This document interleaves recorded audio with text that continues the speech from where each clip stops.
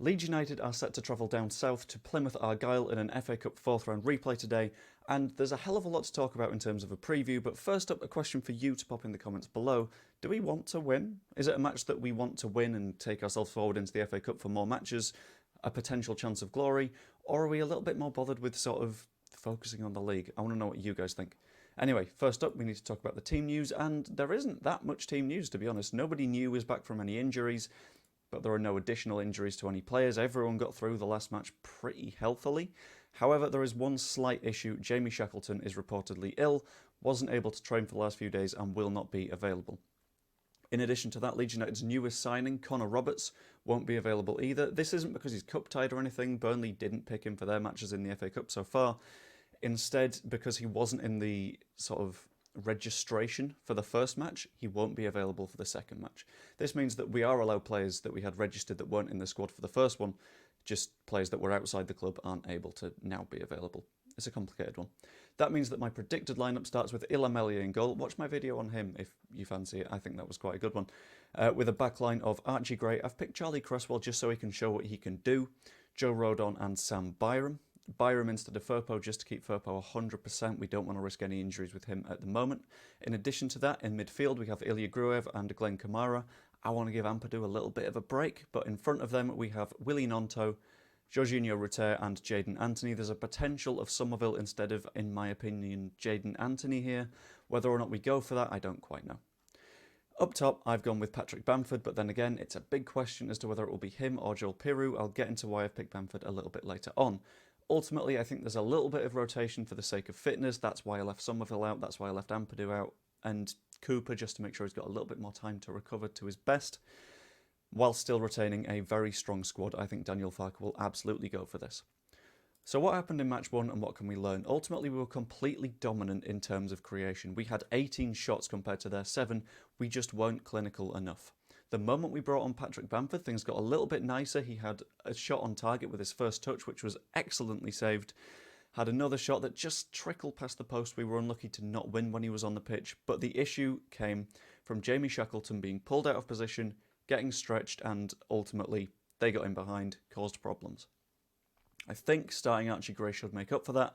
That's why I've not rotated him. Instead, I've made sure that he's playing with Byram on the other side, not Byram Firpo.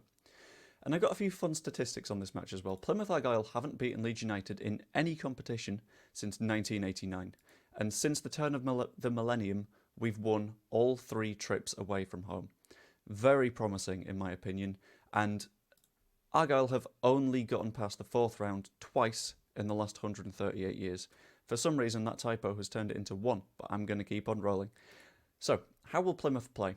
They don't particularly focus on possession. I got this from an analysis of the first match where they had 34%, we had 66%. They were happy for us to have the ball, try and work our opportunities because they knew they could sit in fairly deep. They're highly compact in the middle, and this is why I think playing Bamford will be ideal. I will again do a little bit more detail on that in a couple of minutes, and they will focus on hitting us on a counter-attack. Plymouth do have plenty of weaknesses though. They are fairly poor against through balls, which is why they will sit very deep. They will try and avoid any opportunities for us to be able to play those. In addition to that, they struggle against skillful players. Again, they'll go deep. They'll try and double or triple up on our more skilled players and force them to play a pass instead of dribble past them. But importantly, they've lost a significant part of their starting midfield. I'm going to do a very quick screen share. 1 second. Just to sort of jam this point home. So, there we go. This is what I think our lineup will be. This is their rough tactical shape. Player here is Adam Forshaw. He's cup-tied. Player here, Darko JB. He's on loan from us, so he can't play against us. In addition to that, they've got Alfie Devine, who is one of these 2 players. They play a bit more central. They're not strictly wingers. He's also cup-tied. That leaves them with 3 massive gaps in their first team that they will pick replacements for, but I'm of the opinion that they don't have that much in terms of strength in depth, so that will definitely help us. They've looked okay in the league recently, but I think the fact that they've lost their starting midfield pairing is going to be a very significant threat for them and something that we can work against. So what can you expect from Leeds United? For some reason, I minimised that tactical board. I'm going to need it again, so I'm going to bring it back. Ultimately, I think we will focus on using a lot of width. Byram will look to overlap. Nonto will look to cut inside with Gray on the overlap, as I mentioned in a video recently. You've got Kamara, you've got Gruev potentially covering in. We're not going to be that weak. This means that we are able to draw their players out of position. They'll be forced to try and deal with and double up on Nonto, which will leave Gray available for the overlaps. Very, very helpful for us. And ultimately, it'll stretch this back three, force them to sort of overthink things a little bit, and ideally give us as many opportunities as we can get. Bringing width will be absolutely key to creating opportunities here. Plus, we've got a happier Willie Nonto for this match, and that should bring improvements. You could see he looked a little bit demoralised. He looked a little bit slow in the first fixture. I think he'll be completely fine for the second fixture. In addition to that, Bamford should cause a lot of issues for the backline. Let's go into a little bit of a shape where it would look like we are attacking.